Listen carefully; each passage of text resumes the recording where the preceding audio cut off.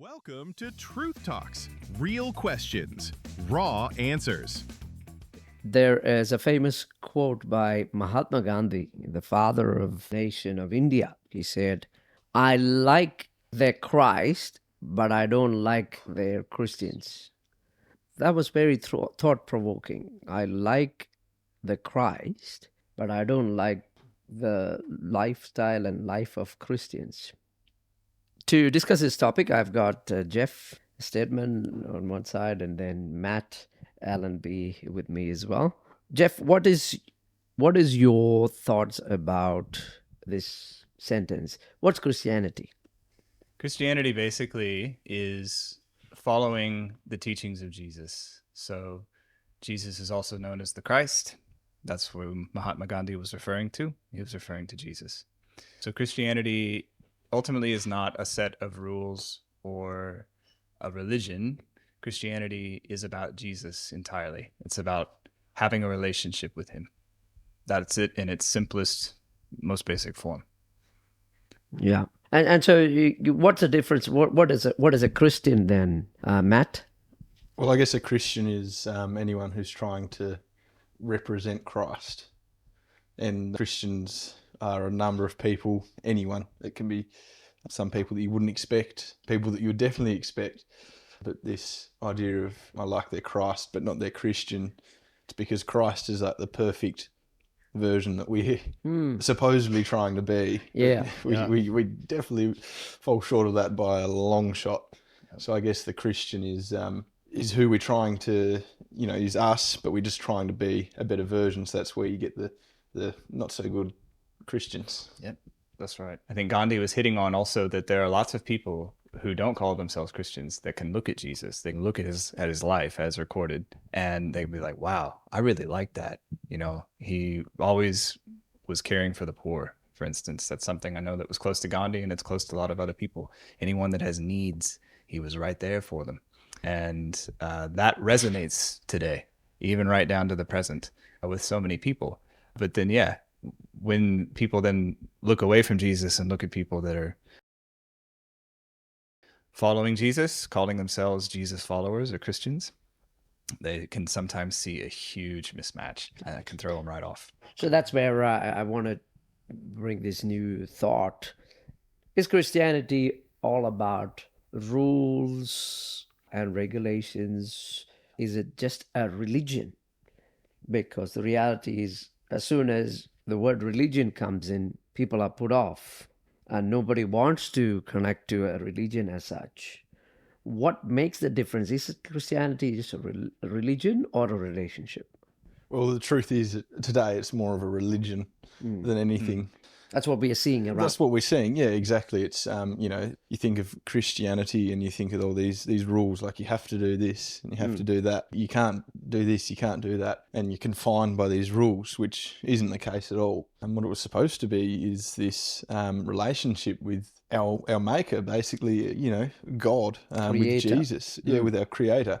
I guess we've created it more of a religion, something that's probably not as good as it was supposed to be. Yeah, that's powerful.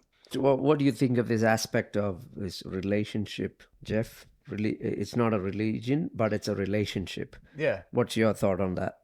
So just like with any relationship that we might have with a person, it means we have to know the person, and that person will know us as well.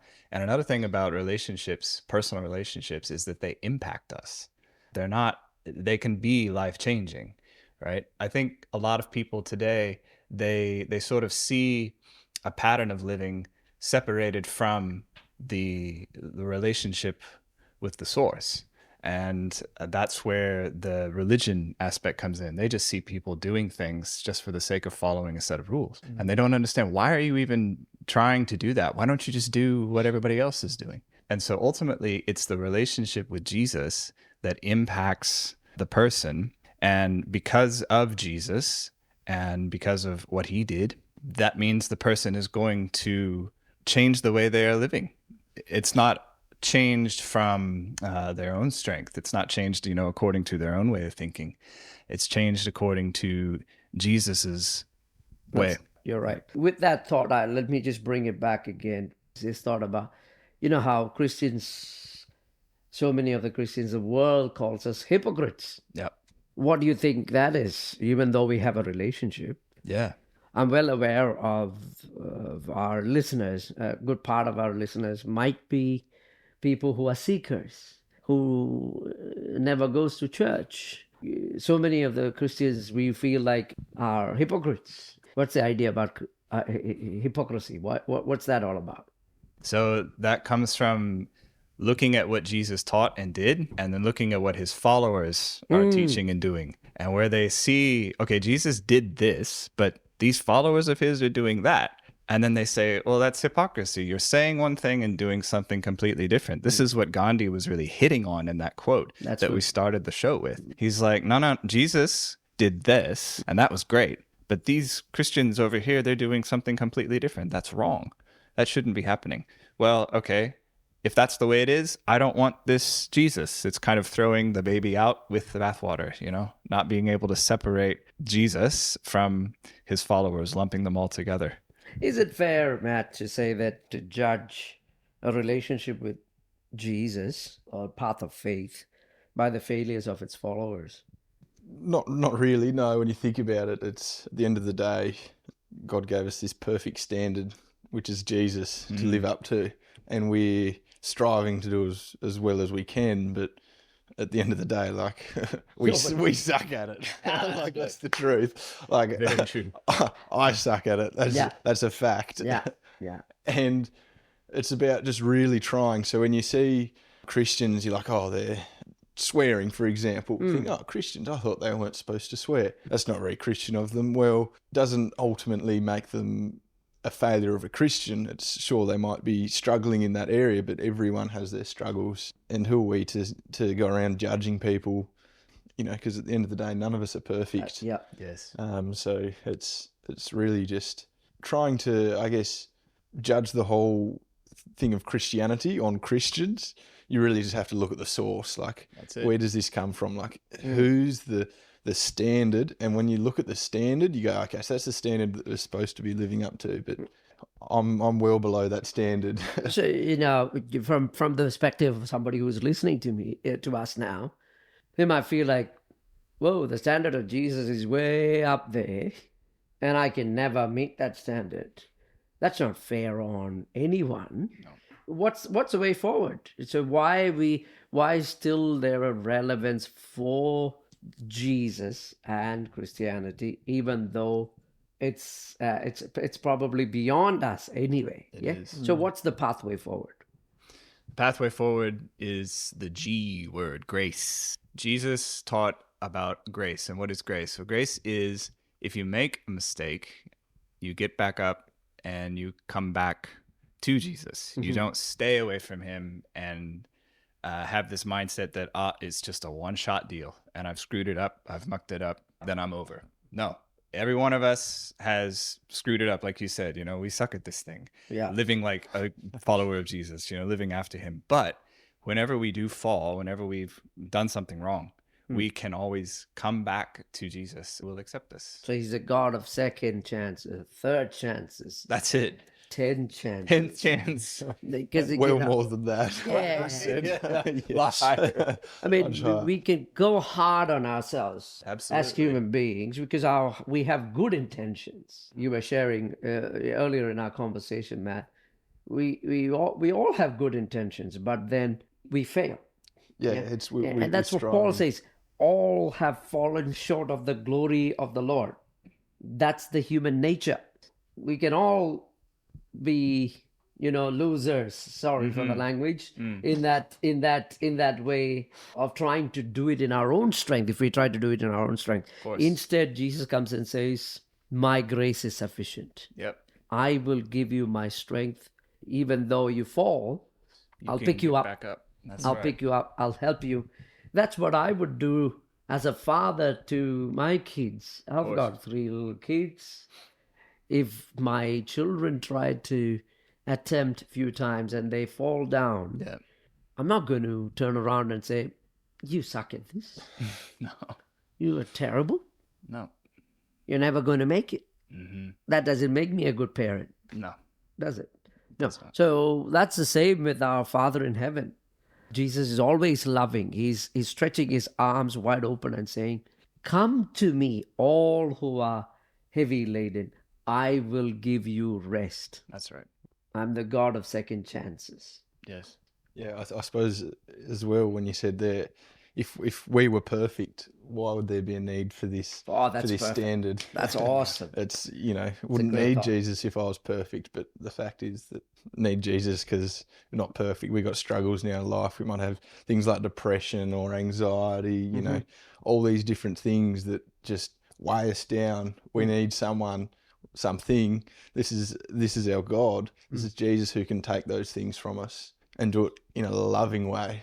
So that takes us to the next part of this conversation. Does Christianity and Jesus still matter? Yeah. Does it matter? From a baseline, it's more than a tradition, more than a religion. Because in this world, at the moment, there's a need for hope. There's a need for identity. Young people are suffering with identity crisis. They're looking for meaning. There is hopelessness, anxiety, loneliness. In the last couple of weeks, the significance of these conversations have increased all around the world, especially amongst young people. There's a young guy called Charlie Kirk who started speaking truth into some of these aspects of Christianity, and he became a martyr.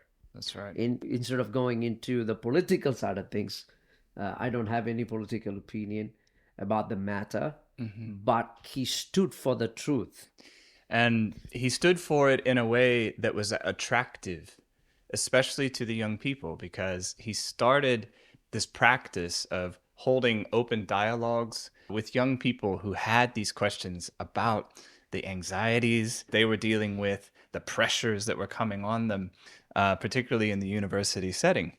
And he was able to enable them to open up in those environments, even to the point where if there were people in the crowd that were starting to heckle the questioner, he would shut the hecklers down and say, "No, this is not your time. I'm listening to this person that's sharing their heart."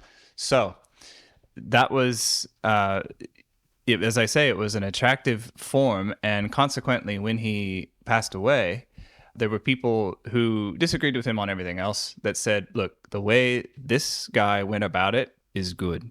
That is what we want to see more of." So is it relevant today? Following Jesus? Yeah, absolutely. Look at the response that's come after Charlie Kirk's passing. Yeah. Everybody's like, we want more of that. We don't want less of that. Yeah, the truth is it's probably more relevant today than really ever because there's so much, so many people without hope and without a reason to live, that they feel like, why am I doing this? Like, what, to get money, to buy a house, whatever.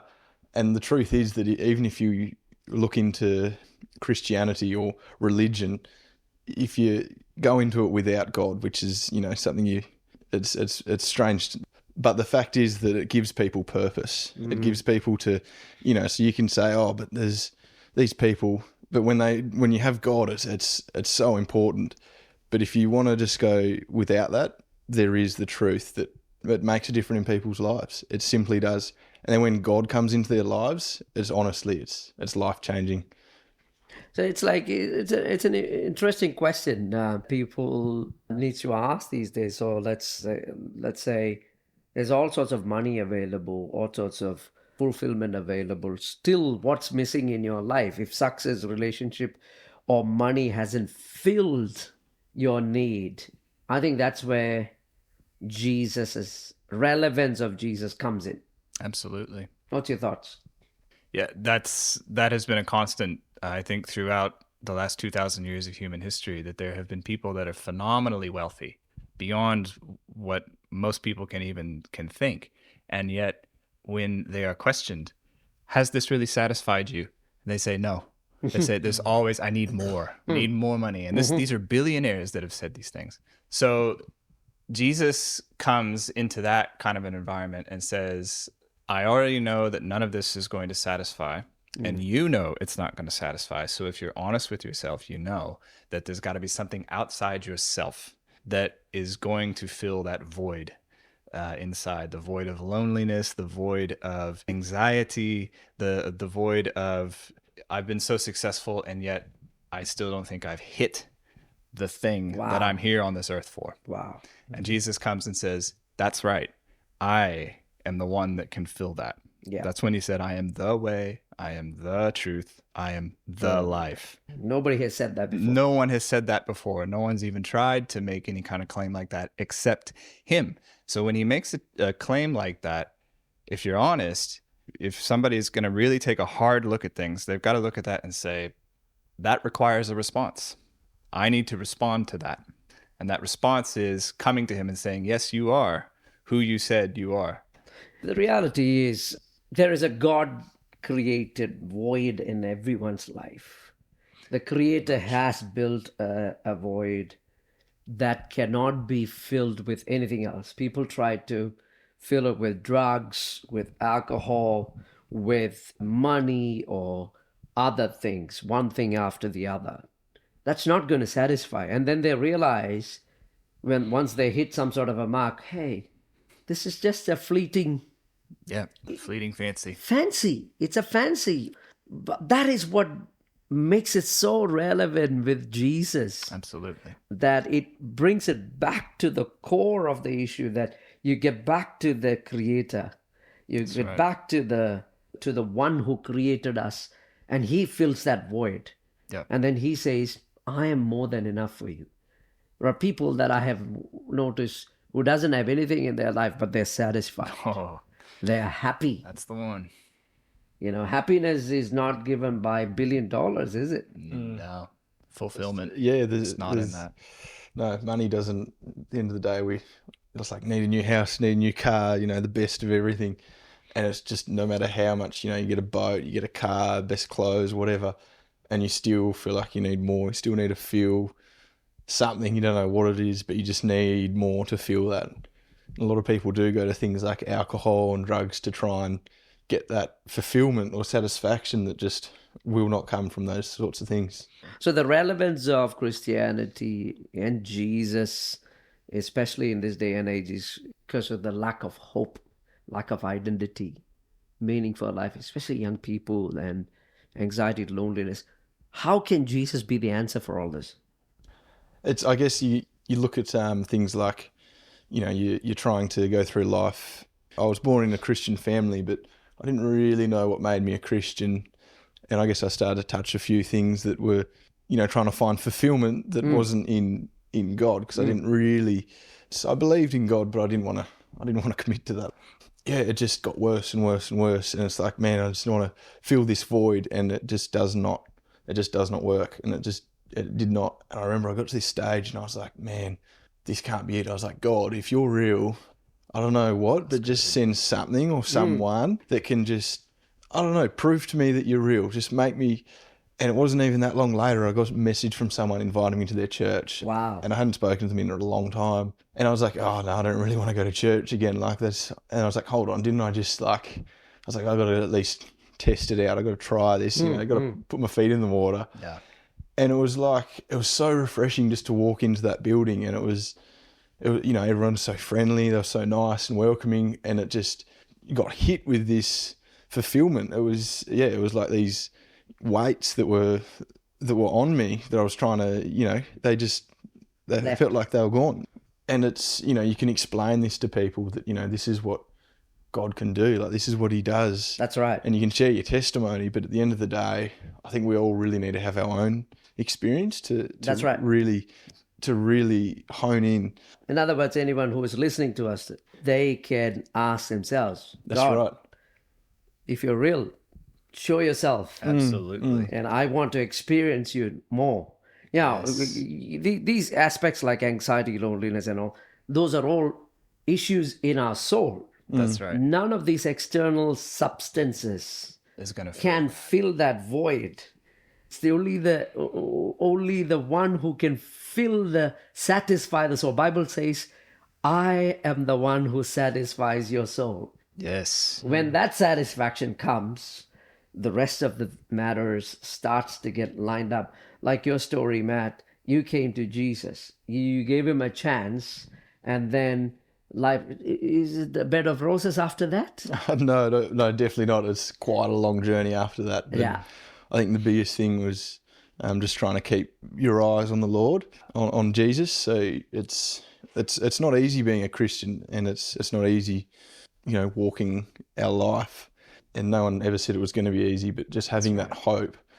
There's this all-powerful, Jesus, he's God, and he cares for us. He's so powerful, but he cares for me, he cares for you, he cares for all of us individually. And I think that was the biggest thing that, just really helps you to strive to do your best. Yeah. Just the fact that the Son of God came down from Heaven. Yeah. That's right. and As became it said one in the like, Bible, became just like us. and he understands every pain and sorrow and temptation and Disappointment. trouble that you and I go through. Yes. He's basically been through it all. He's He knows. yeah. And he's won victory over all of it. Yeah, he relates to us as well. That's what Absolutely. makes him special. Yes. He understands our pain. Exactly. So anyone who is listening to us, this is an invitation that we are giving to them Yes. to explore. What do you want to say to? I would almost say to put him to the test. That's good. Yeah. Put him to the test. Say, okay, Jesus, you said that you are this. Show me. Just like you were hearing just like you were saying, Matt, a minute ago. Show me how you can fill this void of disappointment that I have in my life. I've been disappointed. Show me how you cannot disappoint. And show me how you can get me out of this pit of despair that I'm in right now, where all I see around is just hopelessness. So you say in your word that you are the cure for hopelessness. Show me. That's good. Just to wrap it up, this is an invitation for anyone who is listening to us and who are trying to explore. We want to invite you to explore more about Jesus. Christianity is about Jesus, not stereotypes, right? No, Keep exploring. Ask God yourself that's right. Ask God yourself. to make himself known to you. Yes. He will show himself to you.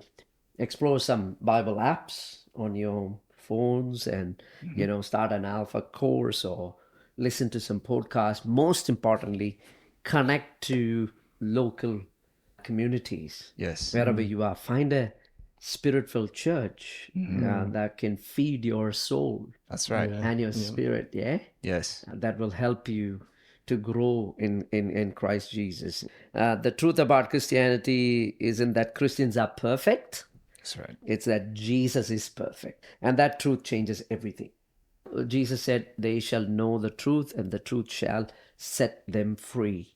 That truth is Jesus, and he wants to come into your life and share the life with you. I would genuinely urge you to explore this yourself. Take a time for yourself and ask questions. What is the relevance? Yes. Thank you, Jeff and Matt, for Thank you. spending your valuable time. yes. Hopefully we can talk more. We will come back with more interesting topics like this. This is Merlin signing off. Thank you all.